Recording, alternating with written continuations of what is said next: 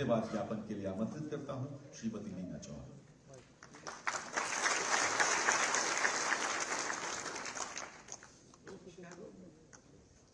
Homeopathy विभाग के नवनियुक्त फार्मासिस्ट की नियुक्ति पत्र वितरण समारोह में विभाग के आमंत्रण को स्वीकार करने के लिए मैं माननीय मुख्यमंत्री जी को अपनी ओर से और विभाग की ओर से बहुत बहुत धन्यवाद देना चाहूँगी।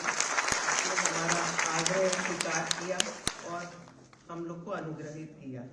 मुझे पूरा विश्वास है सर कि आपका भी जो ओजस्वी वक्तव्य हम सभी ने सुना है और विशेषकर जो ये नवचयनित बच्चे आए हैं इनके मन में बहुत उत्साह और इंस्पिरेशन भरेगा और ये अपने दायित्व को और अच्छे से निर्वहन करेंगे।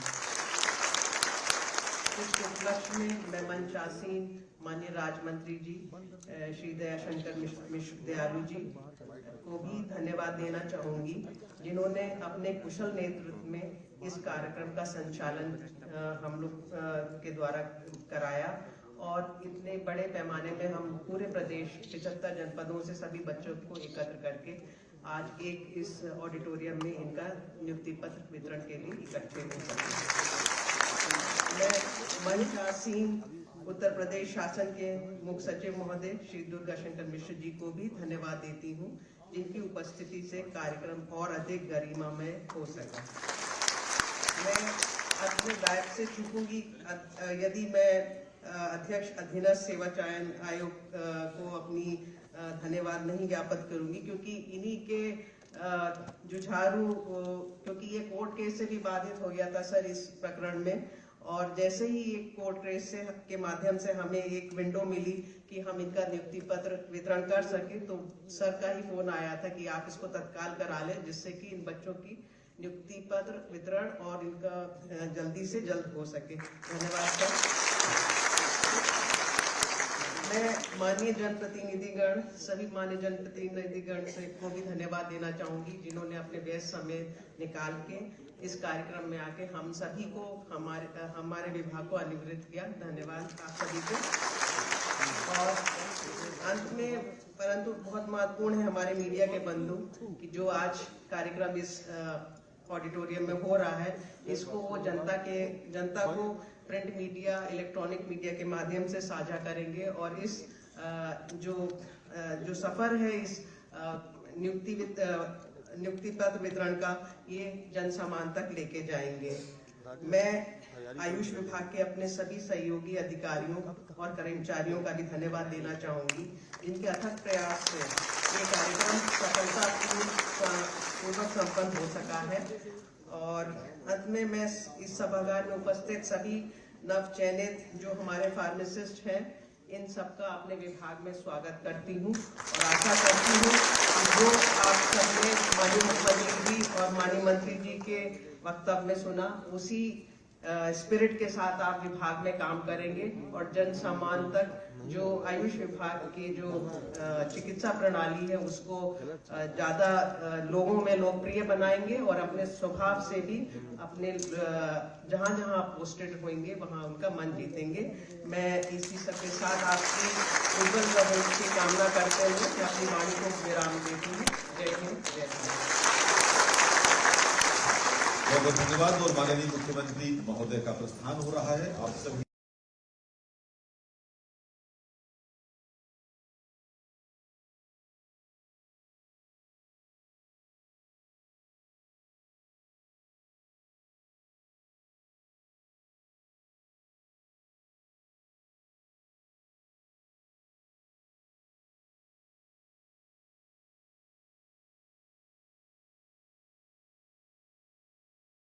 एक बच्चे के हाथ पे जब मैंने खाना का पूरा थाली रखा तो वो बहुत मतलब मुस्कुराया और रोया। ऐसा था कि उस बच्चे के जो मम्मी थी वो उनकी डेथ हो चुकी थी, पापा दोनों पैरों से विकलांग थे और वो छोटा सा बच्चा था जो कि नहीं कर सकता था अपने लिए। जो कूड़ा आता था वहाँ पर कूड़े का लोग काम करते हैं तो उस कूड़े में कुछ मिल जाता था तो वो खा लेते थे। मैंने ऐसे तबीयत नहीं खराब होती कि दीदी पेट तो भर रहा है ना। अब उस बच्चे का जो 3 साल का है उसका क्या कसूर कि उससे खाना नहीं मिल रहा है, किसी के पेट में दर्द हो रहा है, किसी के सिर में दर्द हो रहा है, तो मैं पूछती हूँ खाना खाया था बेटा, दोपहर में पूछती हूँ कि नहीं मैम ऐसे नहीं खाया है, 2 दिन से खाना नहीं खाया है, कल से खाना नहीं खाया, बिना खाए इंसान का दिमाग बंद हो जाता है, चलना फिरना बंद हो जाता है। एक तो वो बच्चा है, ये वो बच्चे हैं जिनके का सपोर्ट अगर मिल जाए ना इन्हें तो ये बहुत आगे जाएंगे। तो अभी हम पढ़ा तो रहे हैं बच्चों को, लेकिन हम बच्चों को खाना नहीं खिला पा रहे। वॉइस ऑफ स्लम के बच्चों के लिए जो एक फुल न्यूट्रिशन वाला फूड है वो उन्हें देना चाहता है, ताकि ये बच्चे खाने की चिंता ना करें। मुझे अभी बहुत अर्जेंटली सपोर्ट की ज़रूरत है, तो आप आए और आपसे जो भी बनता है वो आप सपोर्ट कर रहे हैं हमें। आप बहुत सारे बच्चों के जो सपने हैं, जो ड्रीम है, उन्हें आज बचा लोगे।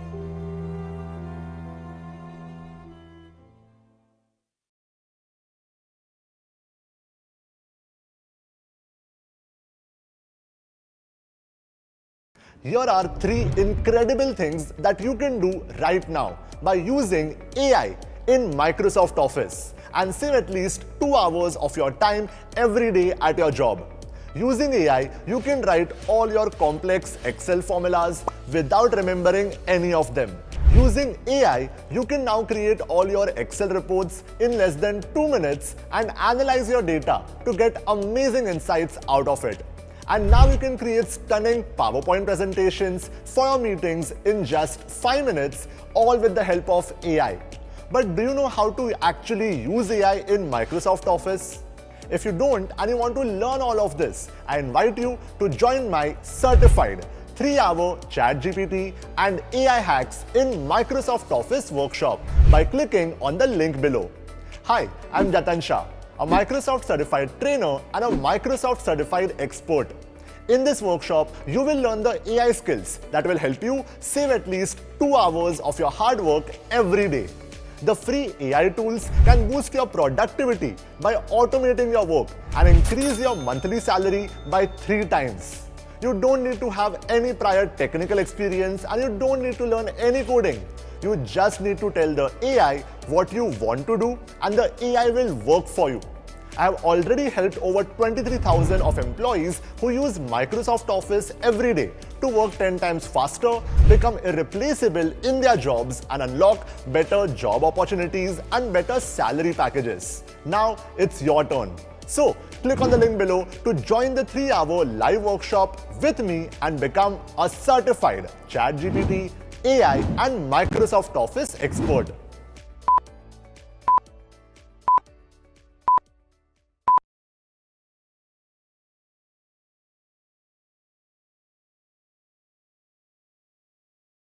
I'm a 4th generation 4D. My father was in the Air Force, but my grandfather in the army, my great-grandfather in the army too. Practically flew all the fighters, most of the types, even as chief, because that was my way of connecting with the field. I don't think there was ever a time where army needed to move something and our aircraft was not already positioned. When Galwan happened, China saw what we intend to do. You lose 20 men, it is not a normal situation. The kind of deployment that we did and the kind of deployment army did quickly thereafter, it was very clear that we are there to handle any situation that may emerge. Rafale induction actually was the next level of our combat capability there. The most important aspect, I think, is to speed up our indigenous production and to speed up our rate of production. Fighter aircraft operations are possible only if you prepare it like a runway, and currently we operate from Leh all the fighter ops, so Nyoma will become another launching base. When Wing Commander Abhinandan was captured, the Indian Air Force fearful there could be a repeat of what happened with Group Captain Nachiketa. We expect some kind of retaliation, and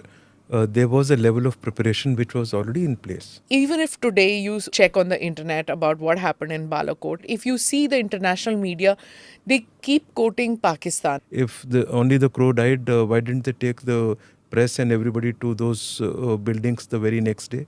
They took them after about 40 odd days. The larger picture is the political will to strike deep into the terrorist camp. That was the intent. That was achieved. This was the more important aspect of it, that if you do something like Pulwama, this is what you get.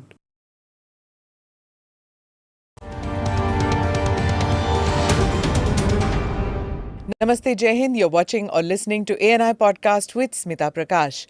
Do keep writing in to us with suggestions on who you would like to watch or listen to in this podcast. Today we have former Air Chief Marshal RKS Bhadoria. He headed the Indian Air Force from 2019 to 2021. He has experience on 26 different types of fighter jets and transport aircraft. Air Marshal Bhadoria has served as Chief Test Pilot and Project Director of National Flight Test Centre on the Tejas LCA project. He took over from Air Marshal Dhanoa after the airstrikes on Balakot in Pakistan, which we shall discuss. During Air Marshal Bhadoria's term, there was proactive deployment of Indian offensive capabilities in eastern Ladakh. Joining me in the studio today is my colleague and National Security Editor at ANI, Ajit Dubey. Thank you so much, sir, for being part of the podcast. I've already shot the introduction before you came in. I didn't want to take much of your time. We're honored to have you in our studio. I've been wanting to ask you several questions with regard to what happened in Galwan, what happened in the Balakot strikes. So much to ask you and about our strength. Let me begin, about the post-Galwan clashes, 2020 and 2021, where we saw proactive deployment of India's offensive capabilities well beyond that of, what our conventional deployment is. So tell me what happened in the eastern sector at that time. We'll begin with the east and we'll go on to the west after that. So tell me at that time what happened. See, Galwan was a very, serious issue. Losing 20 of our Jawans, you included. It was a very, very, I think, sad day and a very serious development. So we took that overall picture into account, the possibilities of escalation and how things could move from there. And therefore, I was very clear what we need to do, and we deployed operationally to the requirement that existed at that time. And ensured that the deployment is rapid, as we intend to do in any warlike situation. And we reached our op state very fast. Also, the intent was to quickly free up the heavy lift forces, C-17s, the C-130s, for tasks that would quickly come up. I knew, some heavy deployment requirements would come from the army. And that is what we did thereafter. Wherever required, to whatever extent required, by the army, movement of troops, tanks, heavy equipment, guns, vehicles, whatever. I don't think there was ever a time where army needed to move something and our aircraft was not already positioned. So that was the scale at which we moved. And the situation demanded it, and we acted really fast. So when the Galwan clash happened, you knew that something big has happened and it's on your watch at that time. You're the air chief. So did you feel that, okay, this is like a Kargil moment, or this is like a near war or a conflict situation, and you are in the chair? What do you, as commanding your forces, what do you think of at that stage? No, it was very clear that it's a serious situation, and there was real possibility of escalation. And we wanted to be sure that we are in position and not caught napping. So we moved the very next day. We started our deployments immediately. So our action was immediate. And I think that made the right impact in terms of, firstly, we reached our operation state quickly. And secondly, China saw what we intend to do. What was it that China saw? They saw our deployment. Everything is visible. Everything moves. The satellite pictures, you can make out everything. So the kind of deployment that we did and the kind of deployment Army did quickly thereafter, it was very clear that we are there to handle any situation that may emerge. Did that come as a surprise for China? You think that our quick deployment, and without, not just quick, but that there was no political, what should I say, nervousness or withholding and discussion and a slow deployment, and it was immediate, that everybody was in line? It would have really surprised them, the pace at which we moved and the kind of forces we moved, both from air power perspective and the army movements itself. It would have come as a surprise to them, I'm sure. Sir, talking about I was fortunate to be present in the Ladakh sector at the time when all these developments were taking place. Now you talked about how you helped the army to mobilize, sending troops, equipment, and everything very fast. But what actually, if you can tell us in terms of fighter deployment, types of fighter deployment, and how did you help the army? Specifics number of troops and all these which were moved in that time. Because you moved Rafale immediately. I think this is the first deployment of Rafale Soon in a after the combat Rafale- situation. Soon after. When Rafale Had joined. just come in, right? Yeah. And you had MiG-29s and everything that you moved. See, our initial deployment, our largest force deployment was primarily Su-30s, MiG-29, the Mirages and Jaguars. So this was immediate. Rafales came in little later. Along with this, importantly, the deployments of all other combat equipment, be it radars, be it SAMs, be it shoulder SAMs, everything that was required in that area. Along with this deployment, your networks, your other forces that need to come in, your AVACs, refuelers. So that deployment was immediate. Also importantly, we moved the weapons and ensured that we have the weapons capability in place along with the deployment. Only then you are operational. We moved BrahMos, which had just about come in. We had just got operational. We expedited it and moved it. The that- BrahMos, the fitted on the Su-30 on the Su-30. fighters. On the Su-30. Astra trial had just initial phase was over. So it was the first time that BrahMos on Su-30s. Absolutely. Okay. Was deployed along. And Astra trial was just in the initial stages. Some missiles had been fired. So it was at a trial stage. Whatever aircraft were available, we moved with even those. So the best of the weapons, I would say, and our capability, the leading edge, the best missiles with let's say the Mirages, the most accurate weapons, air to ground, precision weapons, all weapons of concern in that situation were moved. Rafale came in a little later. The moment Rafales were ready, Rafale induction actually was the next level of our combat capability there. If you remember, I don't know whether you remember, that when we flew in the Rafales, we decided to fly directly to India. Without stopovers. Without stopping. Normally we do 2 stopovers and then reach India and thereafter induct. So it's a 10-15 day affair. Whereas in this case, with hardly any, our pilots had just flown 38 hours, odd hours, maybe 40 hours each. And in air-to-air refueling on that aircraft, the French Air Force helped. They got trained with 2-3 sorties. Just with that experience, because we had confidence in the aircraft and the pilots who were sent for training, we decided to ferry straight. But the pilots had done almost a year of training, if I'm not mistaken. The training itself was around, let's say, 35 to 40 hours. Yeah. But initially as MCF, it was some had 6 months, some had 8 months training. Yeah. But in terms of hours, in terms of experience, this was the range, 35-40 hours. Okay. So in a normal case, we wouldn't have taken this level of risk for a direct ferry. But because of our confidence in aircraft and because we wanted it early, we decided to take this step. And let me tell you, every single formation flew direct, 8 hours plus flight, every single formation. And that boosted the confidence level of our pilots. It got the aircraft in early. It was COVID times. We just quarantined them for 3 days, and within a week they were flying over Leh. So just 3 days into their own local flying area, just setting up their own squadrons, and in a week they were there. Within 15 days, we fired a missile from Rafale. 15 days of the aggression. 15 days of landing in India. Okay. So this was the fastest operationalization of the squadron, so to say, of the aircraft. Okay. Normally, when an aircraft comes in, you take time, settle down, Courtesy get the them. Chinese aggression. Courtesy the Chinese and courtesy the situation there. And this was the cutting edge capability that we had. And it must, what was the situation in the sense that, the troops on the ground, the army has always wondered in the past, I guess. I'm presuming this what happened in Kargil because I didn't report there, but I've heard that the army always has this thing that the Air Force gets deployed after a period of time because there's been a gap between the ground forces, what happens, and the aggression, ground forces, the infantry, artillery, and after a few weeks, the Air Force. Here, nothing of that sort happened. Nothing at all. In fact, our deployment is the fastest.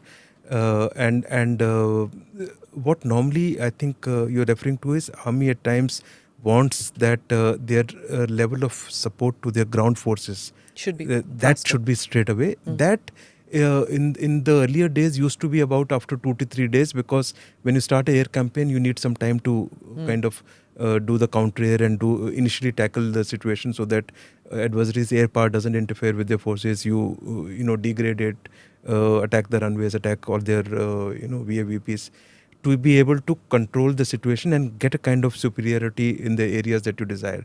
So the larger chunk of support required for the ground forces used to happen after 3 days.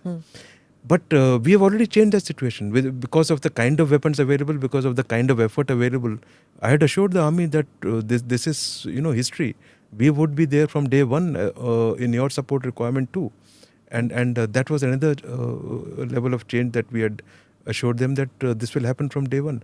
So we would do everything kind of concurrently. Of course, there would be an element of priority and what needs to be tackled. There are counter-air issues that you need to really address. Otherwise, your army itself will be affected. You need to get the adversary's launch bases, their critical combat assets. You have to hit them early, or their ammos. So it's all a combination. And I think today we have the capability to do it more or less concurrently. Sir, when this entire thing was happening, we know that the army says that we did mirror deployment of, they had deployed around 50,000 troops. So we also moved in around 50,000 troops on ground. But there were a lot of things which were happening in air as well. And looking at the deployment that Air Force made in that area, that time they had their air bases in Kashgar and the Hotan Air Base and all these places. How was the situation in air at the time when the Chinese were doing aggression and trying to change the status quo on LAC on ground?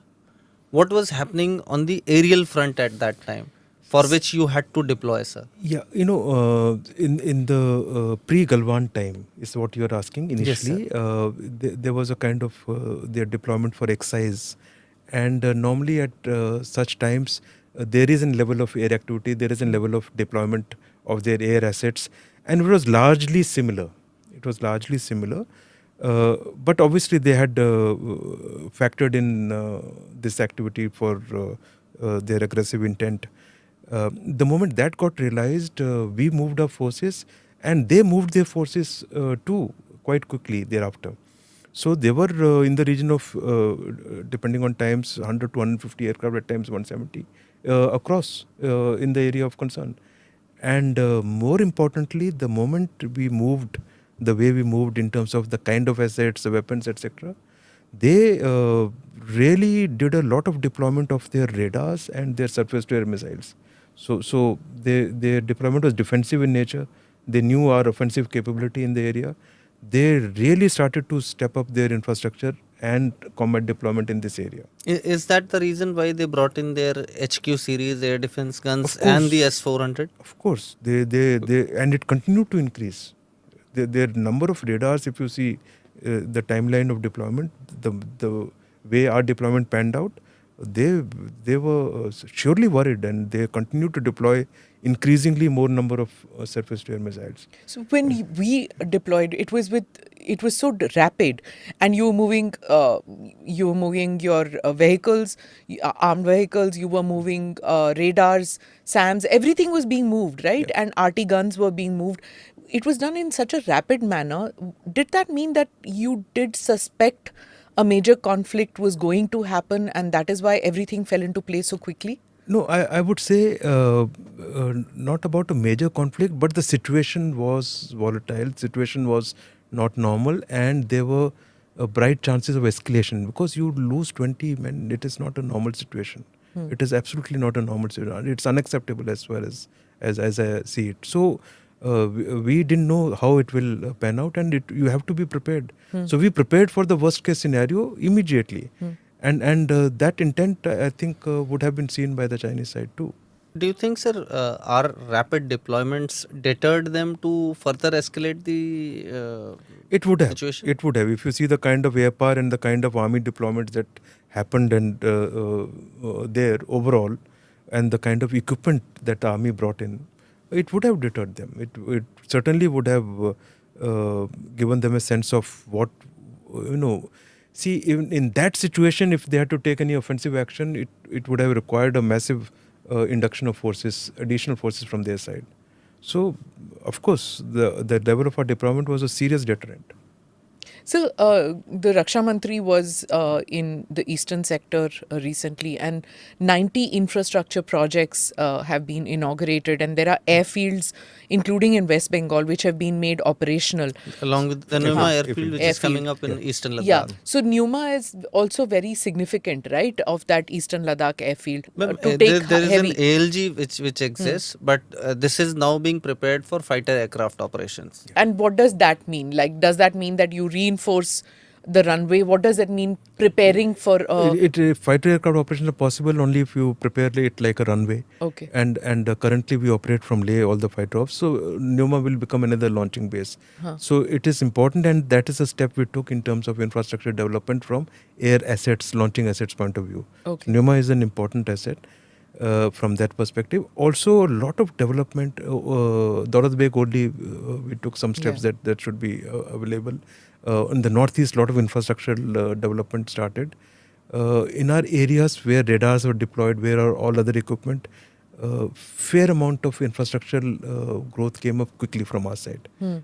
So there was a big thrust on infrastructure, and that was required. I think it was. But we are still playing catch up with what the Chinese have done on their we sector, are right? playing catch up, no doubt. In fact, one of the most important thing we observed that after our deployment, especially after Rafale came in and they brought their J20s, and they continue to increase the number of J20s. So it was quite a serious deployment from their side. And J20 is the Chinese 5th generation fighter aircraft. Is the 5th generation fighter aircraft. The day we took Rafale there, the next day they had J20s there. And they continue to increase as our Rafale numbers continue to increase. This Neoma, which we were talking about, now this is at 13,000 feet. 13,000, around 14,000. 13,000, yeah. Is it just for defensive purposes, or is it defensive and offensive? And is there a difference in the landing strip out there when it is offensive purpose aircraft? No, the landing strip wise, it would cater for, let's say, fighter operations to a particular load. So you cater for the max weight. So it will cater from offense defense point of view for both. However, at high altitude, the amount of load that you can take off with gets reduced. So the operations of fighter in situ from these high altitude largely become air defense oriented. They would still have a fair amount of air to ground or attack capability. Our bigger attack capability comes from airfields which are at lower elevations, and that is where also a lot of our deployment was there. From this perspective, to carry heavier weapons and larger numbers, and to be able to strike our target still. So why are these airfields in that sector, including Neoma, why is it being called a game changer as far as air defense is concerned on the western sector? It's a game changer. The eastern sector, sorry. On the northern side, Neoma was important because the number of airfields from fighter operations perspective was low in that area. Let's say Leh was there. It was important for this to come up. In the eastern sector, similarly, we have the air bases already. We have built ALGs, which are capable of transport operations and some capable of fighter operations too. We have done some operations there. So that increases the number of launch bases. We also mix our operations with civil airfields which exist, whichever civil airfields exist. So it increases our options. And you must remember that one of the strong points of Chinese forces is their rocket force. So their offensive arm is really the rocket force and their air-launched cruise missiles H-6 operated. That would be their leading arm on the offense. And so you need to disperse, you need to prevent attrition to your forces. Dispersion is very, very important. And from that perspective, having larger number of airfields is the key. Okay. But what about the Chinese building their infra in the sense of even entire villages, tunnels, roads, bridges?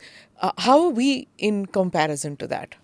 No, they are faster and ahead and in the extent and pace, I think, across. But we have caught up. The kind of development now taking place over the last 2 years that that has been initiated. We are doing what is right to be done. Their focus is in two ways. One, looking at our offensive capability, they started to strengthen their defensive. That means the kind of aircraft shelters they started to make, the kind of tunnels, the kind of protection for their equipment. There was a huge impetus on that, and that is primarily from our offensive capability, their defensive action. But all other, that means your road connectivity, your tunnels, your bridges, etc. Those are for their troops movement, communication, logistics. That, from our viewpoint, is something that can be handled. If a conflict is there, we would interdict and hit those targets quite easily. But if there are a lot of aircraft shelters, now hitting 20 aircraft shelters and each aircraft shelter having one projectile, it will take a lot of time and a lot of weapons. So that's what they were trying to do. So one question I always wanted to know is, these aggressive posturing sorties which are carried out just after a conflict of the kind that we saw in Galwan. We saw their aircraft take those things, then we go on. Has that reduced? Yes, it has. It has. It has. After that, it has continued to reduce, and it is, I would say, near normal now, except at some times when there are deployments, be it for exercise or be it for some other activity, that it comes up. Do we speak to them before conducting an exercise like we do, like commanders talk on the Western sector when Pakistan does something, India does something, we tell them that this is happening? Does that happen even there? If it's a large exercise, it is intimated, but for the normal exercise, it's not so. It's not there's so. no need. Okay. Yeah. How do we rank, if you were to say the Indian Air Force and the Chinese Air Force, where do we rank, aircraft to aircraft terms? Aircraft to aircraft, this is complicated question. Now, before we start to rank ourselves, you should, I think, look at one of the US think tanks ranking, which I think does every year. And this is the first time they brought us onto third position above China in combat capability. Okay. That is another independent body. So this is just since you asked this. But if you ask me, combat capability where it matters, that means the kind of technology and weapons ranges we have caught up, especially with Rafale induction. The kind of missile Meteor has come, our missile ranges are similar, our capability to hit is similar. They are ahead in rocket forces, the number of cruise missiles, they are ahead, the kind of SAMs and the numbers they are ahead. So in quantum, both in aircraft and other combat assets, they are far ahead. But we must remember, in the area that we talk about, they can bring to bear a certain amount of air power, and we have enough capability to counter it and to overpower it.